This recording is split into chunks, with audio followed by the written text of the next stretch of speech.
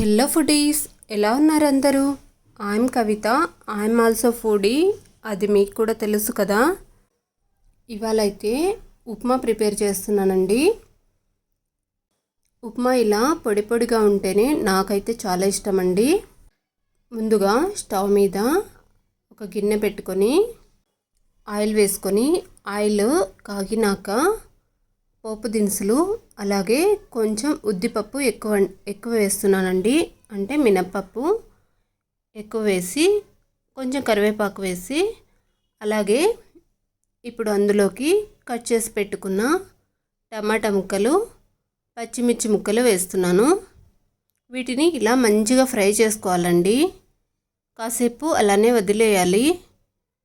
ఇవి కాస్త మగ్గినాక మాత్రమే వాటర్ వేసుకోవాలి.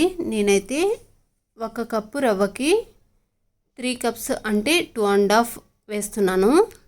మామూలుగా 3 వేస్తారు. నేనైతే పొడి పొడిగా ఉండాలని ఉప్మా 2.5 వేసానండి. 2.5 వాటర్ వేసినాక బాగా మరిగించి అవి ఉడుకుతున్నప్పుడు సరిపడా సాల్ట్ వేసుకొని ఆనియన్ ముక్కలు వేయాలి. ఆనియన్ ముక్కలు ఎక్కువగా ఉడకకూడదండి. ఆనియన్ ముక్కలు వేసిన తర్వాతనే ఉప్మా రవ్వ వేసి ఇలా బాగా మంచిగా కలుపుకోవాలి. ఇలా కలుపుకున్న తర్వాత స్టవ్ను సిమ్లోనే ఉంచి ఇంకొకసారి ఇలా కలుపుకోవాలండి.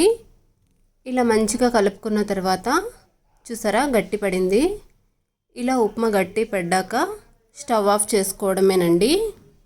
కొంచెం చల్లారినాక ఇది బాగా వాటర్ని పీల్చేసుకొని ఇలా పొడి పొడిగా ఉంటుందండి.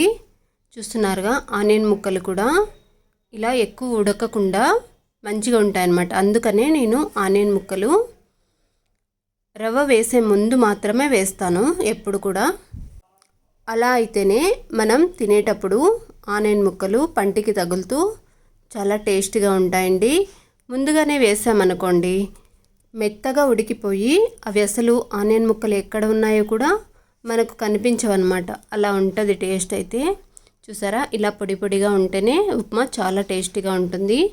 ఆనియన్ ముక్కలు కూడా ఇలా చూసారా, ఇలా కనపడుతూ విరుగుతూ ఉంటాయన్నమాట. తినేటప్పుడు కూడా చాలా టేస్టీగా అనిపిస్తుందండి. నేనైతే ఇందులోకి పొడితో సర్వ్ చేసుకుంటున్నాను. ఈసారి ప్రిపేర్ చేసేటప్పుడు మీరు కూడా ఇలా ప్రిపేర్ చేయండి. అలాగే నచ్చితే మాత్రం లైక్ చేసి, షేర్ చేసి, సబ్స్క్రైబ్ చేసుకోండి.